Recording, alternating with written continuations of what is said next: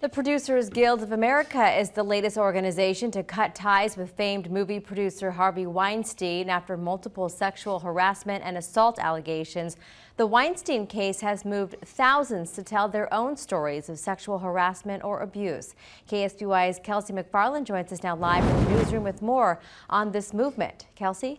Well, Karina, it's two simple words, me too. The phrase may have flooded your social media feed today. I spoke with one abuse survivor who found the courage to speak up through those words after years of silence.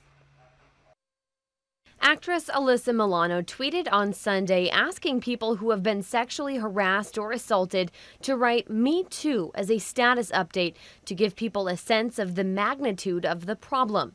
The words "Me Too" flooded social media. Natalia Wellman was hesitant to speak up as she saw family and friends post about their experiences. It's shocking. You know, maybe I did think that I was one of the few. But decided she had been silent for too long. But my own husband doesn't even know a lot of what's happened. It hasn't been just one occurrence. Her first memory starting at the age of 7, just 1 year younger than Natalia's own daughter. One of my brother's friends molested me. And again in 5th grade. By a group of 4 brothers, assaulted by all 4 of them. And by senior year of high school, Natalia says she was date raped.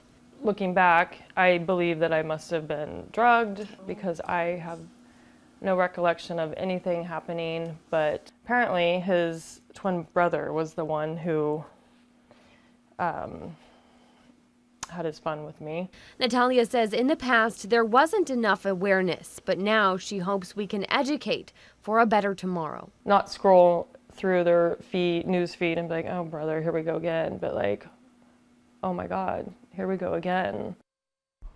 And statistics show Natalia is not alone. They say every 98 seconds another American is sexually assaulted, and that number has fallen by half since 1993. Live in the newsroom, Kelsey McFarland, KSBY News.